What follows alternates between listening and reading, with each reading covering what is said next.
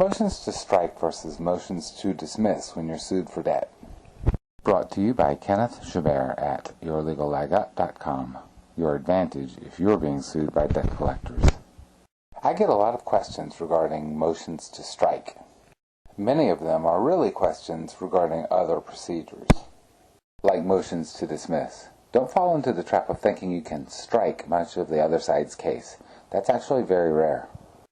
A motion to strike is a very specific thing. Something is in evidence, and you wish to strike it out of evidence.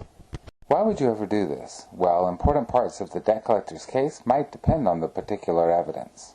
Here's an example. The defendant files what's known as a verified petition. That's a petition that relies upon sworn testimony, and there's an affidavit attached to it that verifies the petition. If they do that, the allegations, the factual claims, in the petition are considered evidence. But what if the affidavit is improper? Check your rules of civil procedure.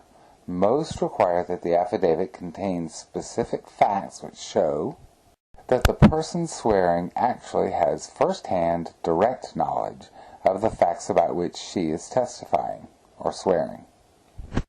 That is, the affidavit must show how the person swearing, and an affidavit is sworn testimony, knows what she claims to know. And it must show direct observation or knowledge, rather than dependence on something someone else said or mere assumptions about the way things usually are supposed to be.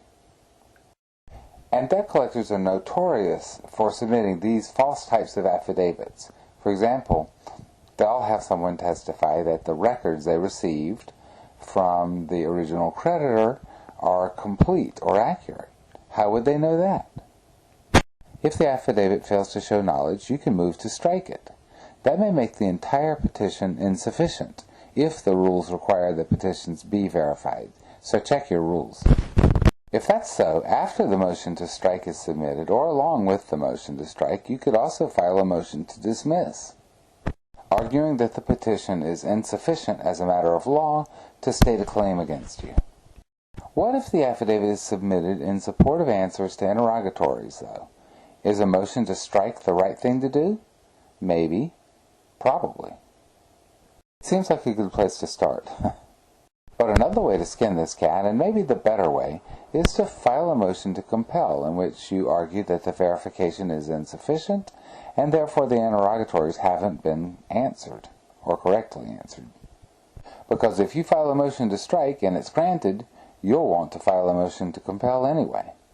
So you'll probably want to file them both at the same time, conditioning your motion to compel on the motion to strike's success.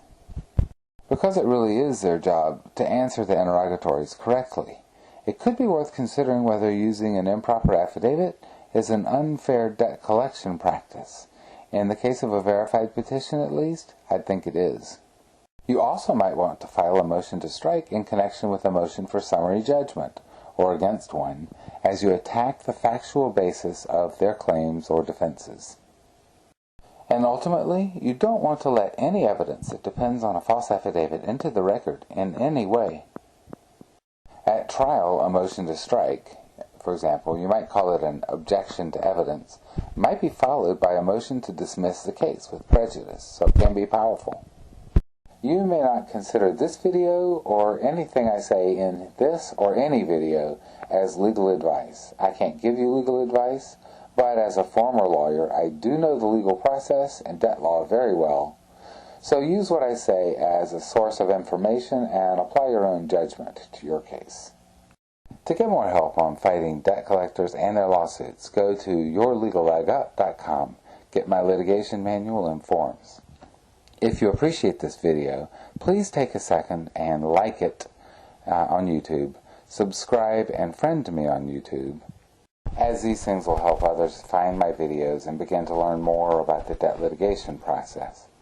Defend yourself from the debt collectors.